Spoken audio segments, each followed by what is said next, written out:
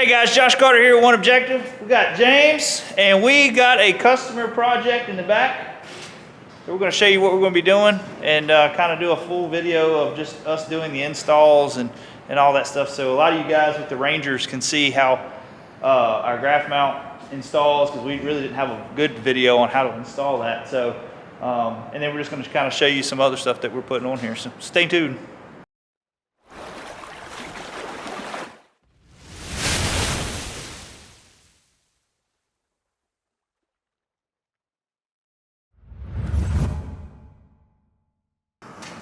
All right, so we had a customer brought his Ranger 198P into us, and he wanted basically kind of the same setup that we had on ours. So we're gonna go ahead and just, like I say, get everything off here, and we're gonna show you guys. We're gonna be doing the dual mount graph at the console. He's already got the dual mount up here in the front. Once we get the cover off, you'll see.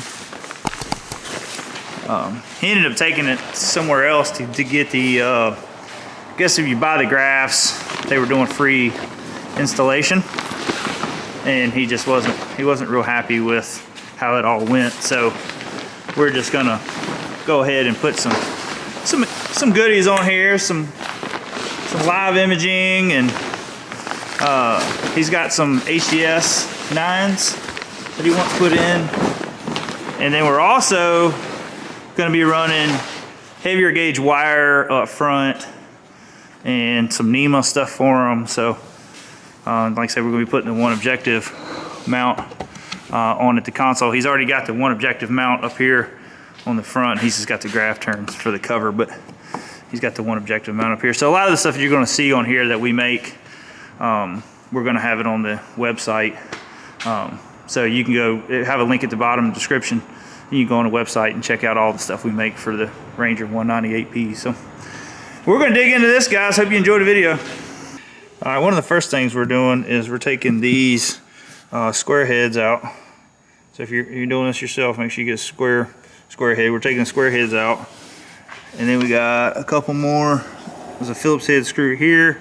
And we're going to take that out so we can pull this and see our wire chases in here. So we'll show you guys what these wire chases look like, because we get a lot of questions about it, what they look like and where they're at. And we did a video kind of going over it, like a basic video, but this way you'll be able to see everything that's in here. So all right guys, we got this piece off at the throttle.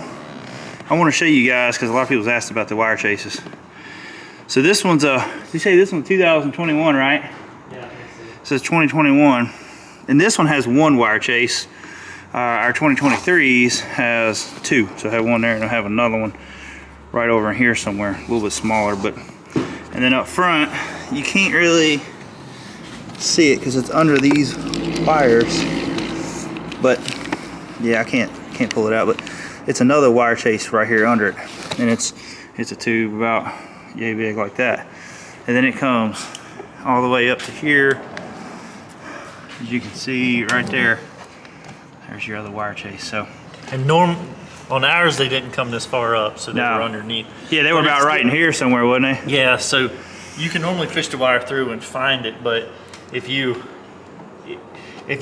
look, you should be able to find it here. But if not, you can stick your hand in there. Yeah, just feel around. So right now James is just fixing a few wiring mess ups that the other people used. So we're trying to get that stuff back straight, and then we're gonna go ahead and start running our thicker wire, bigger wire, 8-gauge wire from the console up, and then we'll run our stuff from the batteries up to the console. So but that's where we're at right now. Like I said, we got this off. Jane's got the whole front end tore apart, and then we got the dash plate tore apart.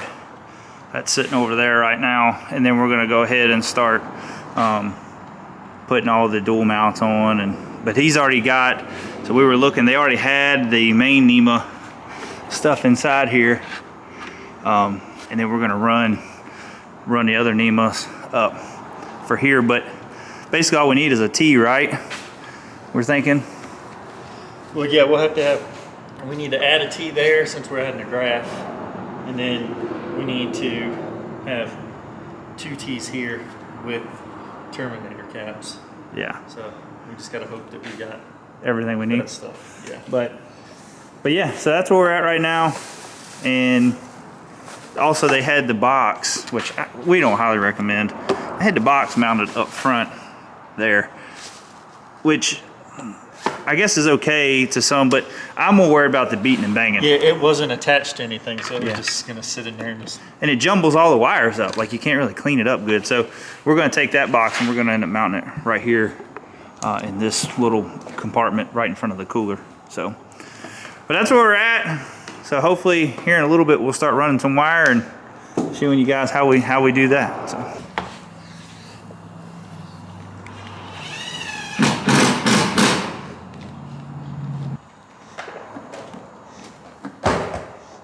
There we go.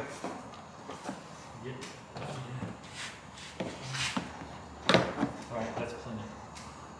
Now we need to run. So this one's gonna run in dash. Yeah, that's gotta run.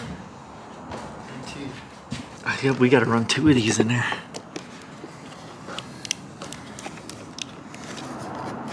So it might be tight. Yeah, it's going to be tight. Alright, so what James is doing right now, he's taking a fuse panel out on the bottom because when you run your wire through here to try to come out in here, we got to go through the fuse panel to find it and try to chase it up through the top there. So, you got it? No. Alright, so James had to take those screws off. And pull Basically, this out. yeah, pull the whole panel out on the 2021. We didn't have to do all that on the 2023. So, Yeah. But there's a lot of extra NEMA and stuff running through this chase on this boat than we had. yeah, going down through there, it's a lot more cable. We put a lot of our backbone stuff in the back and then run one cable up here instead of having All of it. all of it up here. So, well, anyways, we got the wire through. We're gonna put our bus bar in here in just a little bit. And we gotta run one from here to the back. Yeah, to the main power. Because the customer is gonna run one battery just for electronics, just for and graphs. Plus we'd have to have a power if we're gonna run back to there. Yeah, yeah.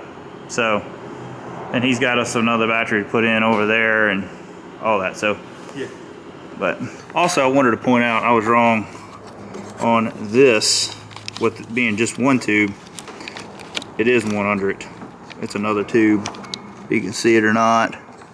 Right here, it's a little black hose coming out. That's the second tube, which is going to run into your battery compartment right there. So just letting you know I was wrong on that. But this one here, camera focus. This one here is the one that's going to be a bear. This is a bear on mine. Yeah. I don't think it was so much on James's as it was mine, but running that one. Was yours pretty tough too?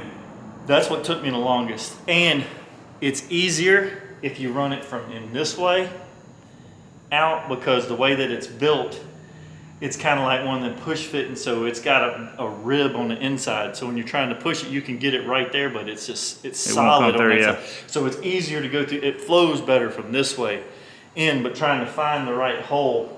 There's a couple holes in here.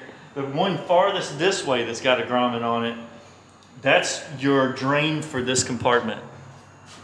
So it's the one farther back that looks exactly the same. Closest to the seat. Yep.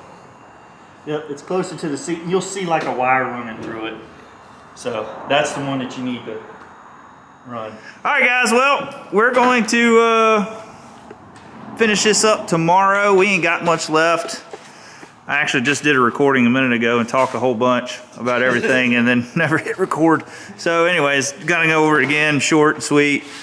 We just got to finish up a couple power cables here with putting ends on and putting our bus bar in up here. We got all the power ran, as y'all seen how we did that with the chases. We got the big wire up here, and that'll go into our bus bar. And then here we just got to run basically just run our connections to everything. Yeah. We got our bus bar in there. We got all the NEMA hooked up. So once we get that on, we got, like I say, the graph stuff's inside the shop. We'll work on that in the morning on mounting the graphs, and we'll go over that on the video. Like I say, hopefully this helped you guys out, realizing how to run your wire and all that stuff. But basically all the wires ran. And then tomorrow we're gonna come back here, we're gonna put the, customer's got another battery for the grass like we talked about. We gotta put the breaker or the cutoff switch. I don't know if we're gonna do a breaker or not. We're just gonna have the cutoff switch. I think we're because we got everything, all the grass fused anyway. Yeah. Everything is fused, so we're just gonna put a shut off back here, and that way you can just turn your power off. That way you don't have to worry about it. If you accidentally left the graph on, you got your graph covers on, you can just flip that and you know that everything's turned off. Yeah, it's not gonna run it down. So, but I mean, other than that, I mean, that's it. So we're gonna go home, eat some dinner, get to bed, and then we'll come back in the morning and finish this project up. So we'll see you guys in the morning. All right, guys. Well, we finally got everything done on it. It actually didn't take much longer today. Yeah. We pretty much completed everything yesterday with running the wire and, you know, the major stuff. And then just morning we kind of worked on putting connectors on the power wires and all that stuff. So when we come out here to connect it to the bus bar. So we're just gonna kind of go over. It's kind of similar to how our Rangers are. If you guys have seen that video, if you haven't, I'll put a link up top here. But it's very similar. But I mean, like I say, it's clean. I mean, it turned out really, really clean. And then, like I say, we fixed a lot of the wiring that was, when you bought the grass, it was like a free install deal, and they just, that's why it was a free install, I guess. But anyways, went through, fixed all of that stuff, and cleaned up all his wires and all that stuff. So we're just gonna kind of walk through, show you everything, and go from there. We'll start up here. Basically, got the got our dual graph mount up front. Dual graph mount up front. We got everything is networked and Ethernetted in, so you can run this on any of the 4 graphs that he's going to have on here. We don't have the other console graph mounted because we don't have the gimbal bracket. He didn't know he didn't have that one, so we've got everything set up for him to just put that on there and hook up. So it'll be super easy for him to do. But everything works off, the whole network and the system works off of this. So we networked everything. So from here you can watch the active target live on the ones at the console and everything. So well, like Josh said, we cleaned up everything in here. We can put a picture up. I took a picture of before we closed it up that we can, I'm sure we'll insert in somewhere in here just to show you what it looked like before we put this all back in there. And then we did put the active target in here. We're running this. We just drilled a hole in the top corner here and ran the wires up to the front. So everything is tucked away nice and neat right in there. We just like running it there. I know some guys like running it in their rod center box here, but for us, we carry so much tackle that in there, I'm scared for one, tackle boxes could beat and bang if you didn't have the divider system. Yeah. And two, like you're just taking up space that here, I mean, it ain't that big of a deal. You know what I mean? It kind of fits perfect right in there to me, and it's super easy to get the line from here to there. A lot of people think that this is full of foam, and it's not. So you can just drill a hole, come down a little bit and drill a hole in the top corner, take some fish sticks and shoot them straight up to the front, and you're right there. And I mean, it's super easy place to put it, and I think it's pretty clean looking right there. Moving back here, like I say, customer didn't have his gimbal bracket, so he's got, it's another HDS 9 there, and then he'll have one here. We got basically all his cabling here, so all he's got to do is put that on and then plug his graphs in. Now this right here, we get a lot of questions about if bigger graphs can go on here, and yes, you can put bigger graphs on here. Depending on the bracket you have, you might have to just re-drill some holes or something like that, but for the most part, Lowrance 9s and all that, they have that bracket, it'll fit right in there with no problem. So, but yeah, and then coming back here, customer, he had another battery he wanted. That's over there. I don't know if you can see it too good with the camera, but. And we set it over to this side. He says he fishes a lot on his own, so just to offset some of the weight, we just kind of set it over here a little ways for him. We did put a shut-off switch. Let me take a camera from Josh real quick. We put a shut-off switch here, So you can just turn the graphs off and everything when you're done for the day. Everything is fused at the graphs and everything like that. So this is just where the main power comes in. But other than that, guys, hope you enjoyed the video. You know, I know we tried to go in depth on basically every little process we had to do with just the biggest part we wanted to cover was these wire chases, because that's something we get a lot of questions about. We even did a video a while back about the wire chases, but people, they weren't able to see it that well in the video. So, because we were just basically talking about it. So, hope you know that helped you out with running with the wire chases. Now, I don't know how it is with the 188 to the 178 and all those. I mean, this is basically the 198P that we're doing here.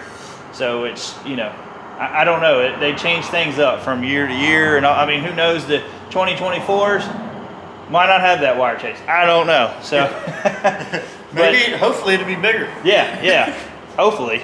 But I mean, that's basically it. And I mean, all the stuff that you see on this customer's boat here with the console mount, the dual mount up front too as well, you can get on our website at OneObjectiveBF.com.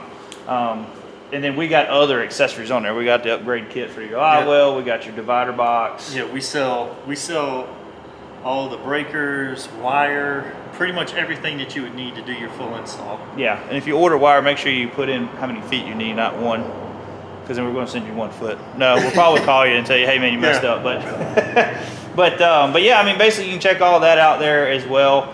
Also, if you guys are in the market for a nice pair of sunglasses, make sure you go check out WaterLandCo.com and put in promo code OneObjective. Save you 15% on eyewear. So they got all kinds of different lenses, different frames, anything for all kinds of different fishing conditions or whatever you're doing outside in the outdoors. So make sure you go check them out as well. Help support them and help support our channel. So, but other than that, I mean, that's basically it, ain't it? That's it, I think.